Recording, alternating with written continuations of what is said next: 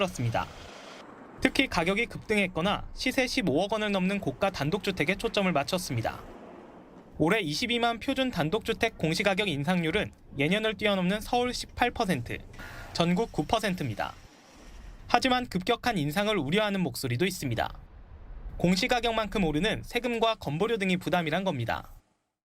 좀 이렇게 큰 집들, 그런 데는 얘기하지. 우리 조그마한 집이니까 그런 거를 좀 제외하고 했으면 좋겠다 이 말. 정부는 시세 15억 원 이하 중저가 주택의 공시가격 상승폭을 조절하고 건보료 부과체계 등을 개선해 이를 보완할 계획입니다. 현장인 문기혁입니다. 앞서 보셨듯이 저평가된 고가 단독주택의 공시가격은 형평성 문제를 일으킬 수가 있는데요. 정부가 올해부터 부동산 공시가격을 현실화해 공평과세를 실현하겠다는 방침입니다. 이어서 홍진우 기자입니다. 정부가 발표한 올해 표준주택 공시가격 평균 변동률은 9.13%. 최근 몇 년간 공시가격 변동률이 4에서 5% 선을 유지해왔던 만큼 큰 폭의 인상률입니다. 지역별로 보면 지난해 집값 폭등이 일어났던 서울이 17.75%로 작년보다 2배 이상 상승한 반면 안정세를 보였던 지방은 대부분 전국 평균 이하로 나타났습니다. 정부가 올해 실제 거래되는 부동산 가격을 공시가격에 최대한 반영한 결과입니다. 초고가 주택이 몰려있는 서울 용산구와 강남구, 마포구 순으로 30% 이상 공시가격이 올랐습니다. 표준주택 공시가격은 보유세를 비롯한 각종 세금과 건강보험료 등을 산정하는 지표로 쓰이지만 그동안 집값 급등이나 고가 단독주택의 공시가격이 현저히 낮게 책정돼 불균형이 크다는 지적이 많았습니다. 실제로 부산 밀락동 A 아파트의 시세는 7억 5천만 원, 서울 신사동 B 단독주택의 시세는 16억 5천만 원이지만 지난해 공시가격은 모두 5억 5천만 원으로 같은 금액의 재산세를 냈습니다. 올해부터는 고가 주택의 시세와 공시가격 차이가 줄어 지난해 기준 공시가격 8억 7,500만 원의 서울 강남구 단독주택의 경우 올해 공시가격이 12억 4천만 원으로 40% 정도 상승하면서 보유세 부담도 100만 원 정도 늘어납니다. 정부는 앞으로 산정 방식과 절차 등을 전면 개선해 지속적으로 부동산 공시가격의 현실화율을 높이고 과세 형평성을 강화해 나간다는 계획입니다. 이렇게 제대로 공시가격을 결정하지 않아 생긴 폐해는 심각하다고 할 수 있습니다. 덜 가진 사람이 더 많은 세금을 내고 더 가진 사람이 세금을 덜 내는 조세 부담의 역진성으로 공정한 과세가 이루어지지 못하는 원인이 되었습니다. 이와 함께 공시가격 현실화에 따른 서민 보호와 복지 수급에 미치는 영향을 최소화하기 위한 보완 대책도 추진합니다. 지난해 11월부터 범부처 TF를 구성해 공시가격 상승이 관련 제도에 미치는 영향을 분석 중입니다. 또 오는 5월 말까지 주택, 토지 등 모든 부동산에 대한 가격 공시가 완료되면 제도 개선 방안을 추진할 계획입니다. 한편 올해 공시가격은 오는 11월 건강보험료부터 반영되고 기초생활보장과 기초연금 등 다른 복지제도는 내년부터 적용됩니다. KTV 홍진호입니다. 정부와 여당이 협의를 열고 체육계 비리 근절 대책을 논의했습니다. 당정은 엘리트 위주 선수 육성 방식을 재검토하고 성폭력으로 상해를 입힌 지도자는 영구 제명하기로 했습니다. 신국진 기자입니다. 최근 쇼트트랙과 유도 등 체육계 전반에서 잇따라 드러난 성폭력 문제. 당정은 긴급 협의회를 열고 해결 방안을 논의했습니다. 특히 이번 체육계 성폭력 문제는 고질적인 문제라는데 인식을 같이 하고 근본적인 체질을 개선해야 한다고 지적했습니다. 유은혜 사회부총리는 모두 발언을 통해 체육계 성폭력 문제는 뿌리 깊은 문제로 심각하게 인식하고 있다며 체육계의 폐쇄적인 문화는 물론 금메달 만능주의와 무관하지 않다고 말했습니다. 이어 유 부총리는 성폭력의 근본적인 근절을 위해선 침묵의 카르텔을 깨고 엘리트 위주 선수 육성 방식의 전면적인 검토가 필요하다고 강조했습니다. 도종환 문화체육관광부 장관도 체육계 근본 원인은 엘리트 중심의 선수 육성이 문제라고 공감하고 선수를 보호할 수 있는 법과 제도가 필요하다고 주장했습니다. 당정은 우선 2월 임시국회에서 체육계 성폭력 재발 방지를 위해 발의된 국민체육진흥법 개정안과 성폭력 방지 피해자 보호 등에 관한 법률 개정안을 처리하기로 했습니다. 성폭력 방지법 개정을 통해 성폭력 관련 손해배상 청구의 민사상 소멸시효를 피해를 안 날로부터 5년, 피해가 발생한 날로부터 20년으로 각각 연장하고 소멸시효를 아예 정지하는 특례 규정도 마련하기로 했습니다. 또한 민간합동위원회를 구성, 엘리트 중심의 선수 육성 시스템 개선과 체육선수 등의 인권 보호를 위한 정책 강구, 체육단체 조직 사유화 등 비리 차단을 위한 제도 개선에 나섭니다. 국가인권위원회 내에 스포츠인권 특별조사단을 설치해 신고된 성폭력 피해 사안을 조사하고 일부 종목에 대해서는 전수조사하기로 했습니다. 아울러 지도자의 징계 현황과 이력을 확인할 수 있는 시스템을 구축해 징계를 받은 경우 현업 복귀를 차단합니다.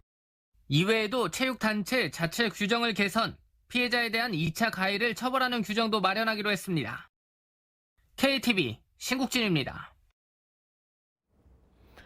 이낙연 총리가 웹하드 업체 유착 행태에 대해서 강력한 처벌이 필요하다고 밝혔습니다. 정부는 집중 단속을 실시하는 등 대책을 추진합니다. 정유림 기자입니다. 불법 음란물이 유포되는 대표적인 통로가 되고 있는 웹하드 카르텔. 최근 양진호 사건으로 웹하드 업체의 음란물 유포는 사회적 문제로 제기됐습니다. 이낙연 국무총리는 국정현안점검조정회의에서 최근 드러난 웹하드 관련 업체들의 유착 행태는 충격적이라고 말했습니다. 이 총리는 수익의 가능성을 차단하고 수익이 생겼다면 몰수하는 등 원천적 대처와 최강 처벌이 필요하다며 불법 영상물 대책 마련을 지시했습니다. 경찰과 검찰은 단속기간뿐만 아니라 평소에 강력한 단속을 지속하고 법이 정한 최강의 수단으로 처벌해 주시기 바랍니다. 이어 피해자가 대처 방법을 잘 몰라 피해를 키우는 일도 있다며 방통위 등 관계부처는 피해자들에게 신고 방법 등 필요한 사항을 상세히 알려줘야 한다고 당부했습니다. 정부는 웹하드 카르텔이 없어질 때까지 엄정 대응한다는 방침입니다. 불법 음란물 생산과 유통을 신속 차단하고 웹하드 카르텔 주요 가담자는 강력 처벌하기로 했습니다. 불법 음란물의 생산, 유통을 신속히 차단하고 웹하드 카르텔 주요 가담자는 원칙적으로 구속 수사하는 등 강력하게 처벌하겠습니다. 법제도 개선에도 나섭니다. 현재 민간 부문에만 맡겨져 있는 필터링에 공공기관에서도 직접 참여하는 방안을 추진할 계획입니다. 이와 함께 불법 음란물 차단 기술 개발에 나서는 한편 디지털 성범죄 피해자에 대한 지원을 강화하기로 했습니다. KTV 정유림입니다. 최근 입시 코디가 등장하는 드라마가 큰 인기를 끌고 있습니다. 사교육 문제를 꼬집어서 화제를 모았는데요. 정부가 이런 고액 사교육 합동 점검에 나섭니다. 곽동화 기자입니다. 고액 사교육 문제가 논란인 가운데 정부가 사교육 합동 점검에 나섭니다. 교육부는 공정거래위원회, 보건복지부, 국세청 등 관계부처와 함께 올해 첫 학원 등 합동점검 범부처 협의회를 열고 불법 사교육 행위를 집중 단속하겠다고 밝혔습니다. 이에 따라 이달 말부터 11월까지 총 10회에 걸쳐 서울 강남 4구 등 학원 밀집 지역을 중심으로 합동점검이 이뤄집니다.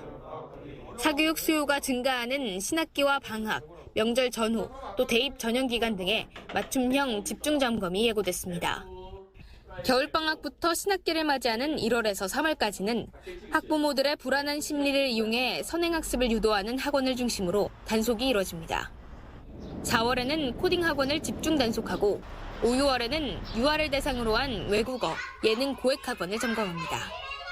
여름방학인 7월이나 8월에는 기숙형 학원과 방학 중 불법 학습 캠프 운영시설을 단속할 계획입니다.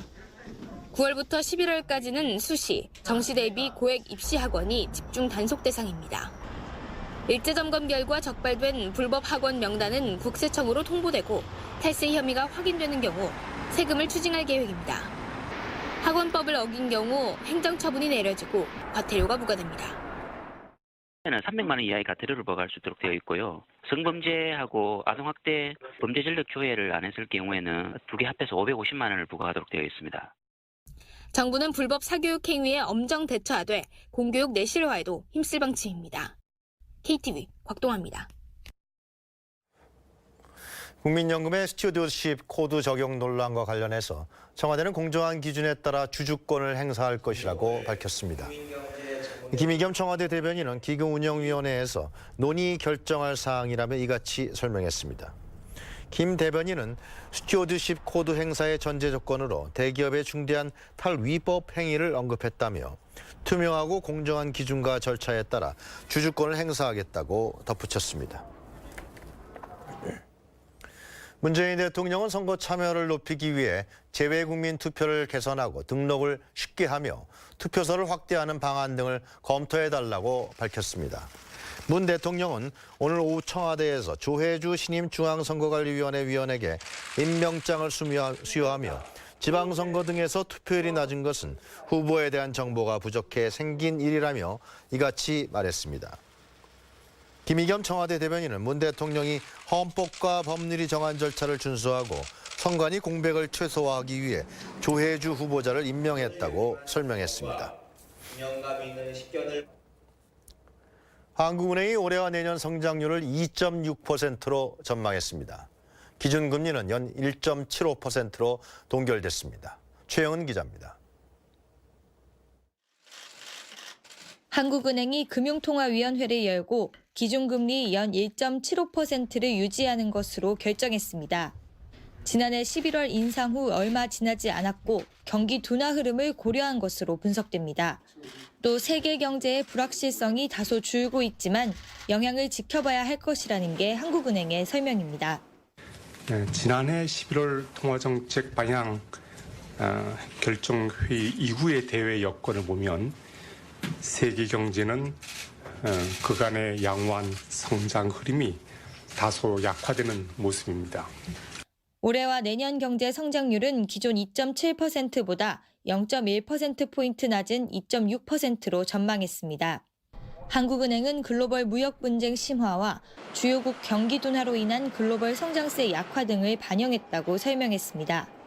그러면서도 우리 경제가 전체적으로는 지난해와 비슷한 성장세를 유지할 것이라고 분석했습니다. 소비자 물가 상승률도 1.4%로 기존보다 0.3%포인트 낮춰 잡았습니다. 한국은행은 국제유가가 큰 폭으로 하락했고 정부의 복지정책 강화에 따른 조정이라고 밝혔습니다. 고용 상황은 지난해보다 개선될 것으로 전망했습니다. 한국은행은 지난해 대비 취업자는 올해 14만 명, 내년에는 17만 명으로 각각 증가할 것으로 내다봤습니다. KTV 최영은입니다. 최저임금 결정체계 개편을 위한 공론화 과정이 진행되고 있는데요. 오늘 국민의 목소리를 담기 위한 마지막 공개 토론회가 열렸습니다. 이혜진 기자입니다. 정부가 지난 7일 발표한 최저임금